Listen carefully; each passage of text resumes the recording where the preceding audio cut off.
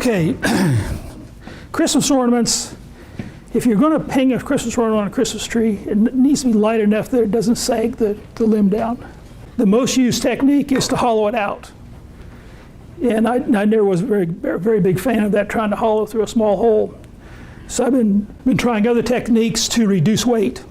I started out with one here that I call the scrolled and turned ornament. It starts out with individual blocks that I put a pattern on two sides and then scroll saw it from both directions.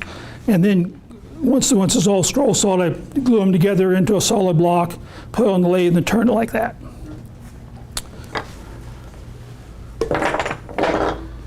The next technique that I did was what I call the cross-drilled ornament. And that starts out with a cube. And I put it just hold it in the chuck like that and drill the various holes. And the holes will always be in the center of that surface. So that's how I start with that. Well, then Glenn was here last month. This is back in January, actually. He saw the video on this cross-drilled ornament. And he said, why make these buttons? Would you be interested in trying the button? So I tried it. Well, it's the same sort of thing where I'm cross-drilling it. But the problem with starting out with a cube like this and cross-drilling it, you've got to make a count. You've got to make a recess like that in order for the button to fit into. Well, when it's still in the square form, it's kind of hard to judge how deep you need to drill that to get that ledge for the button to sit on. When I turn this for the cross-drilled ornament, I put it on like this, and I turn it down to where there's no flat spot here. And then once I get those around that flat spot, then I round the corners off to get rid of the flat spots here. Well, if you would happen to go a bit too far, then the button would sit out too far. Then once you turn it around, there's no way to get back in there and re-drill it. So I had to come up with a different technique of being able to. I wanted to start with a sphere. This ornament here, it's not really spherical. It's sort of a squished, round object. So I wanted to have a sphere. So I had to come up with a different technique of being able to register where those points are accurately and drill them so that I have even borders here, and then the holes would all be aligned properly. And the holes this way would be aligned properly for the icicle and finial. So that's what I'm going to do today, is I'm going to show you how I create that sphere with those accurately marked coordinates or pieces on it.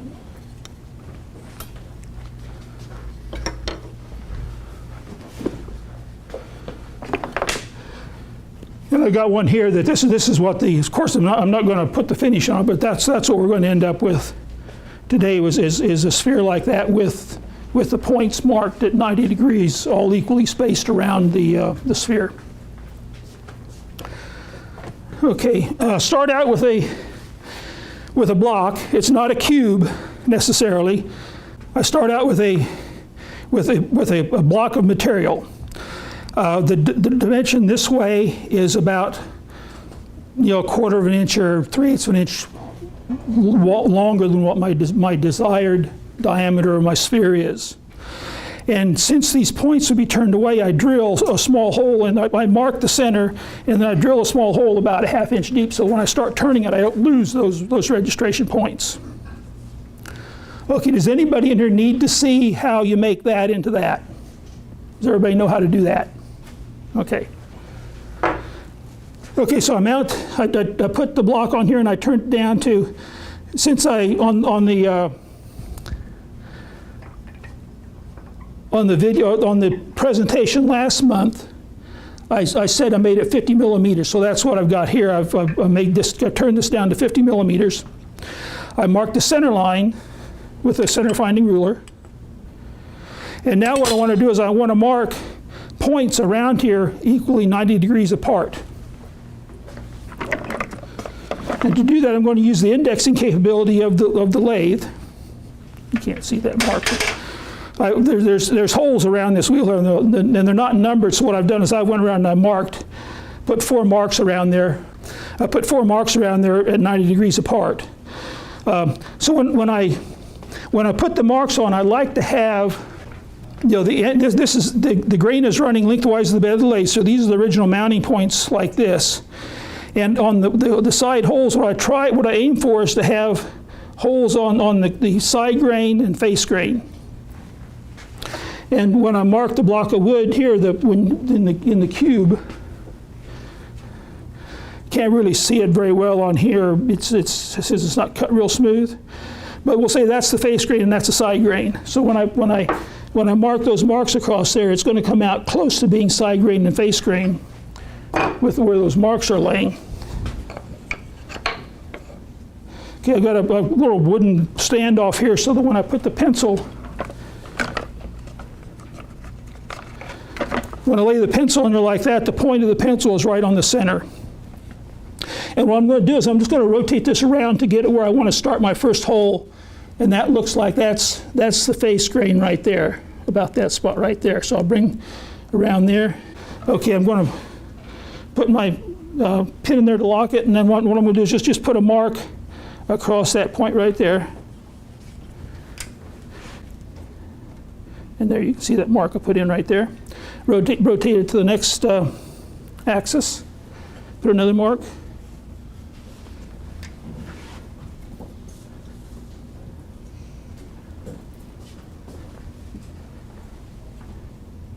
And when I'm using my pencil, the lead is not necessarily in the center of the pencil, so I always use the pencil with the writing face up. So I'm always using the same orientation of the pencil, because I want these lines need to be very, very precise if you want to come out with a perfect sphere or close to a perfect sphere.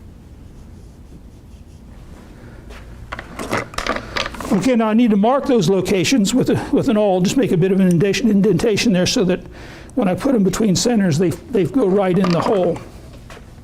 So I'll bring it up and I'm going to eyeball it to get it right on that crossing. I'm just going to put a little pressure on it and then check it to make sure that it's right on, and I'm just a little bit high. So angle it down like that. Okay, that's right in the center. So I'll just go ahead and I'll make it a little bit deeper. Then I'll go around and do the same thing on all four of those marks.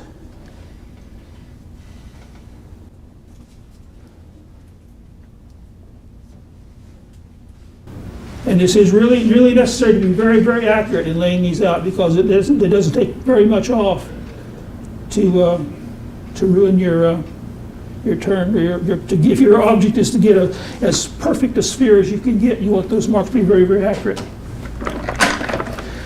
Okay. I got a question for you. Yeah. How did you get the marks exactly 90 degrees on your lathe? This is index wheel.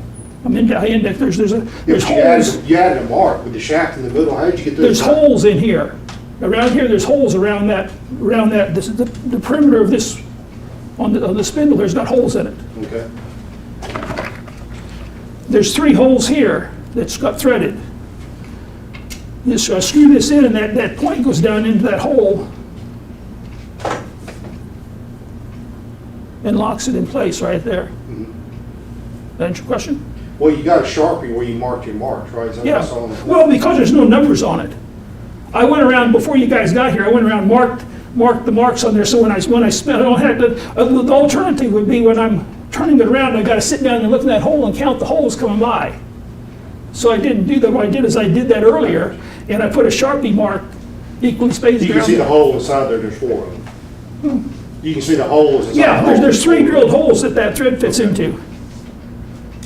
I'm with you now. I need to get closer and look at it. Yeah, there's 3 holes here, and with those, there's 12 holes around in here.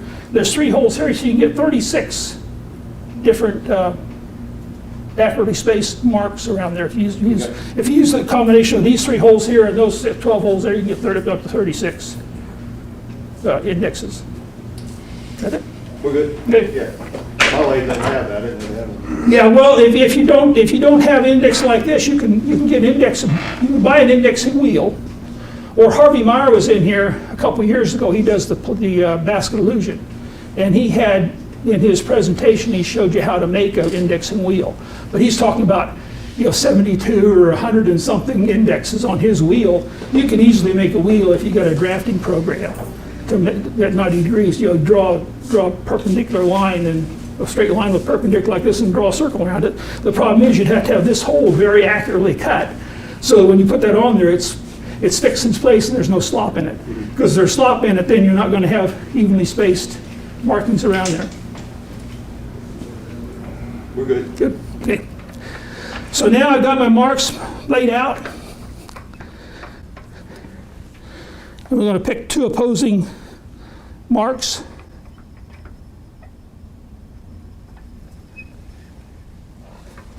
Okay, and I'm going to what I think this is referred to as a shadow technique. Now I've got a pad here where I've got a multi-pack of construction paper with different colors of construction paper, and then the different colors can give you different images. So you pick an image that's going to give you the best. I would wear this. Whenever I'm at home, I'm always wearing my face shield. But when I wear this, when I'm over like that, that's what you see on the camera when I'm looking down like that. So this is a little bit less obtrusive to that. Okay, so we're going to.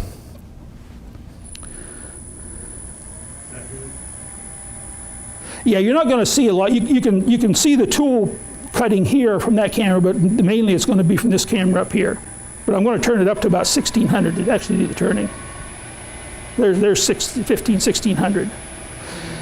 Okay, you need the background to really give you a good contrast to see. And what you're seeing, you see that curvature in there, the shadow, this line right there, that curvature right there. So what you're seeing is that edge right there. That's a perfect circle there because I turned it going this direction. So I've got a perfect 50 millimeter circumference around there. So what you're seeing with that shadow is, and you position the light so the light shines, so the light is illuminating that bit right there, and that's making that bright.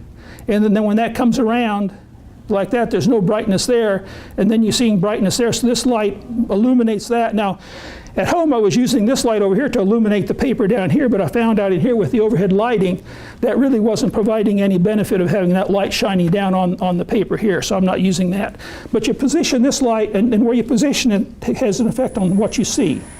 So see if I get it up too high, it's illuminating way too high on the block. You need to get it down to where it's not shining. See?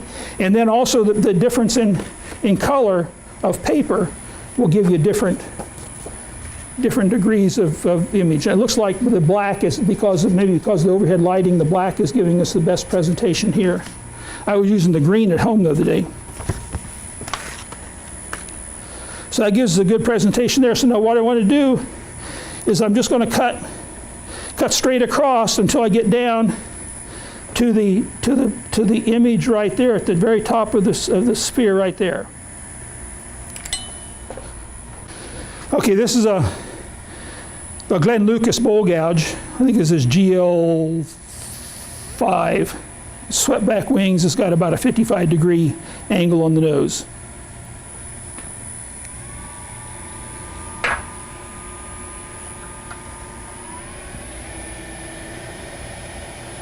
And I'm just going to go straight across and work my way down.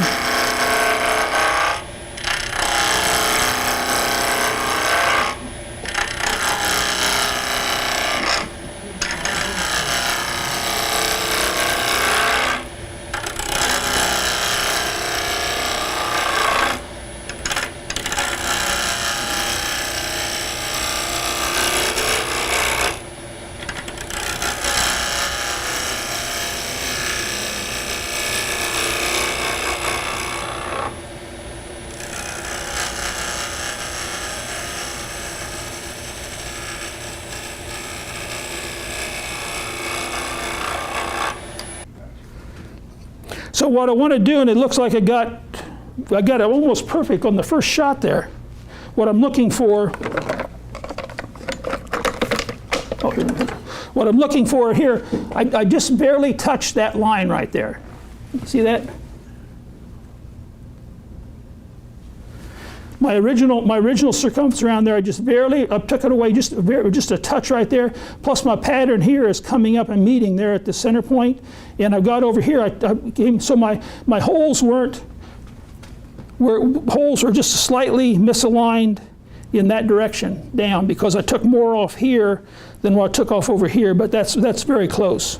Okay, so now what I want to do is to mark that. I've got a single line going around the original axis. I'm going to put 2 lines around this axis now.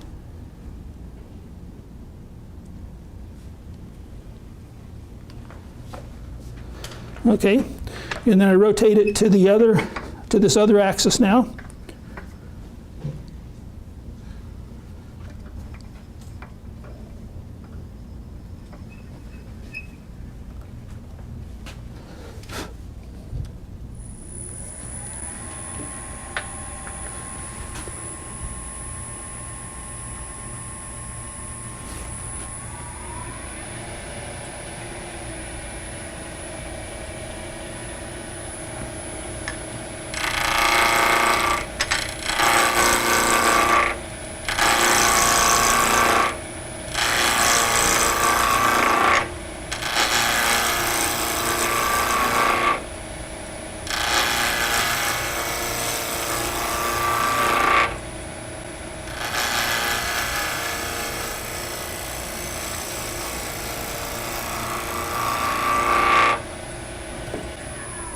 I think I need to go just a little bit more. We'll check it. Okay. You can see there I've got my points are, I've turned, I've come that way and I've come there on that way. So I haven't got quite together in the center yet there. And then over here, but I'm balanced. I've got about the same amount here and here, but it's balanced. I just take a little bit more off. Right there. Is that good? That's better, yeah. Okay. You can see the results. Okay, so now I just need to take a little bit more. See where I come to there and there. And the main thing is I'm balanced on both sides. So those holes are pretty accurately spaced. Where if you wouldn't have to be off, if you was off a 32nd of an inch, you would see a contact here and nothing down here. So you need this. That's what I'm saying. Those original marks need to be extremely accurate.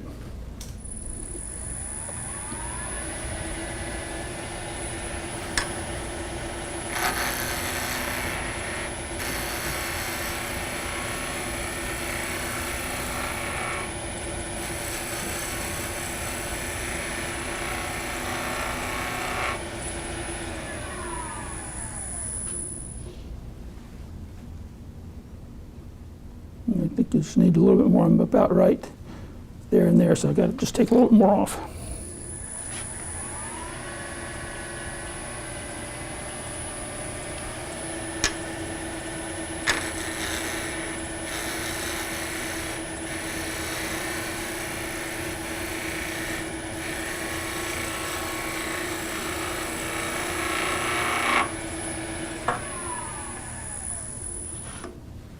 Okay, yeah, I'm right at the point. I've touched this line here. I haven't touched that line yet. And over here, I've taken right the center. My marks have met right there in the center, so that looks good. And then also, as you're going along, you can measure it to see if you got the proper. And I didn't do that earlier, but now on this one, we'd measure, instead of measuring across here, we already knew that diameter there was, well, this is the original diameter. And you can see it's 50 millimeters. And then this was the second diameter. And we got just a hair under 50 millimeters there. And now to measure the circumference that I just did, I need to measure from here to here at those points there. And we can see there I'm just a little bit under 50 millimeters there, so that looks pretty good. Okay, so now the remaining facets, I've got, I'll mark, we'll put 3 rings around this one now. This is the third turning.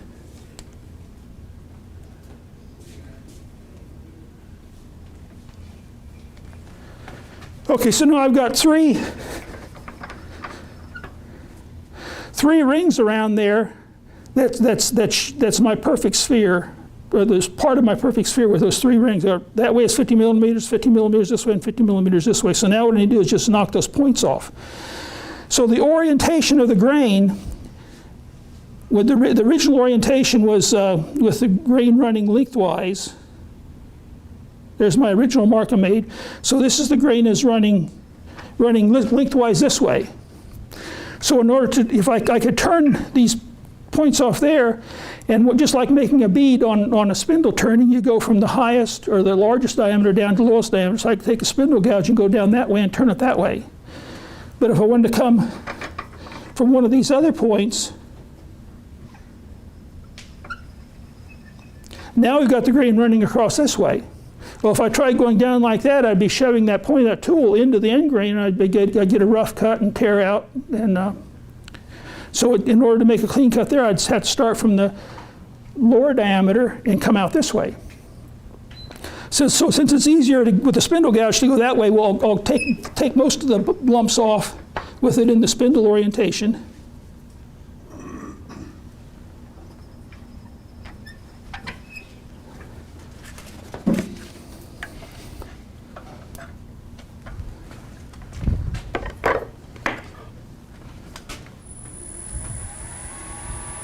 You can see there's our ghost image again.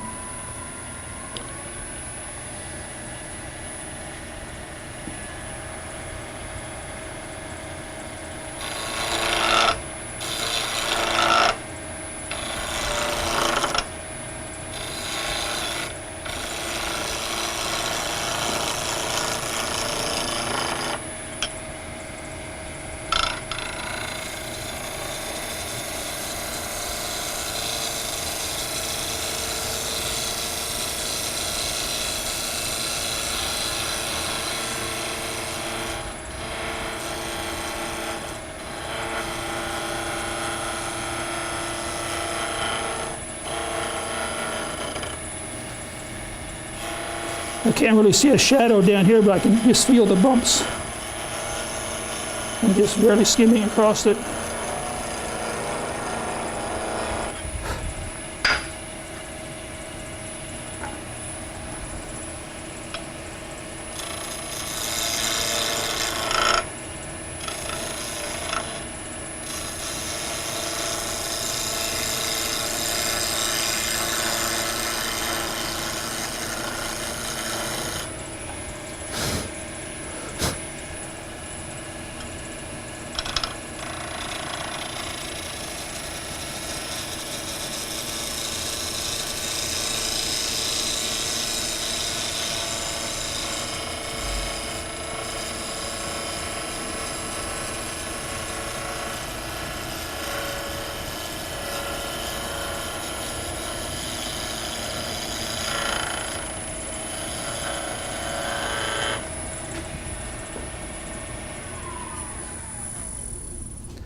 Okay, I've still got, even though I can't see the ghost image anymore, there's a facet there. Still got a little bit of facet there, so turn it in one of the other angles, and I'll show you how I cut in the other direction.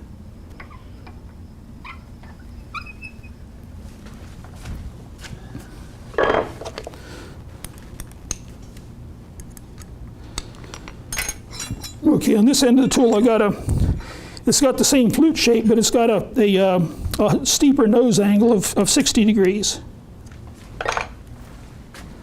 So I got a 60-degree nose bevel on this one, on this end here. And now on this, I can come up, I can actually get on the bevel like that and bring it around like that and give me a shearing cut with it on the bevel coming around like that.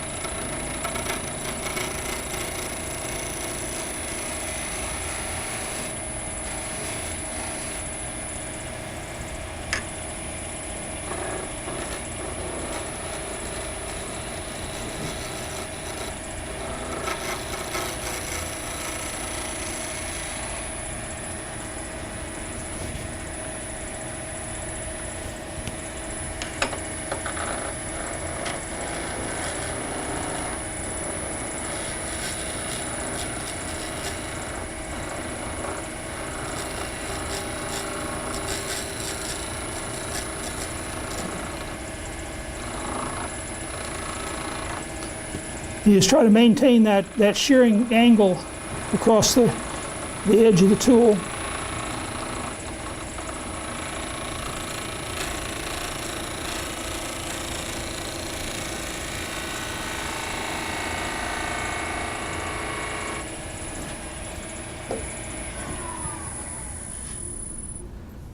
Okay, it's getting closer. I've just got a few very slight facets there. So what I could do now is with a shear scraper, and this is a homemade tool. I showed it last month. Okay, it's just a piece of 1/2-inch steel from Ace Hardware. I ground the nose down to give me a shearing angle or a negative rate type angle, and then it's just a homemade tool, the homemade handle. The cutter is one of the Sorby cutters that you can get out here in the store. And what I'm going to do with that is I'm going to hold this at a shearing angle like that and just bring it around just very lightly, give me a shearing cut across there.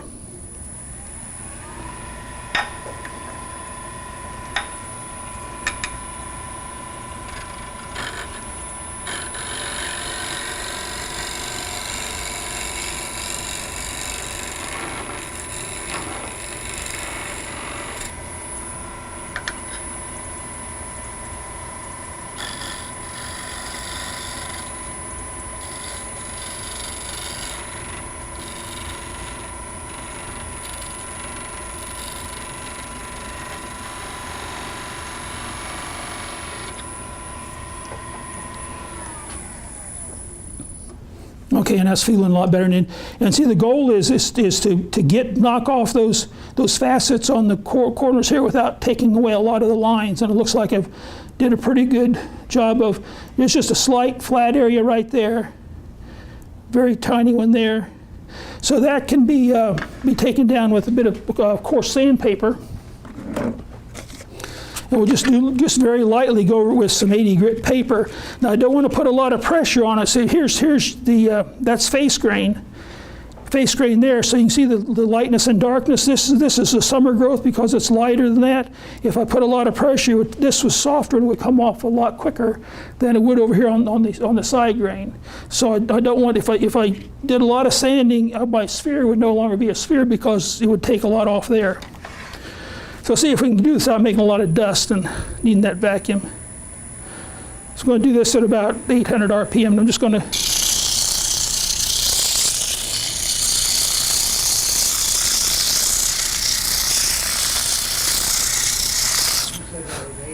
yeah, that's 80.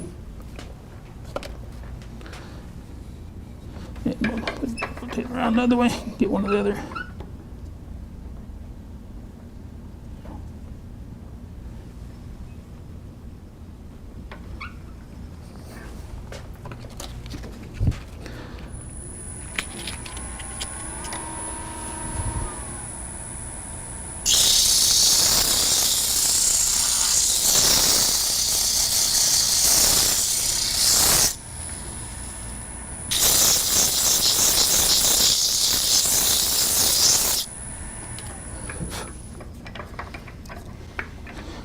So now, continually sanding, I'd sand that down to about 400.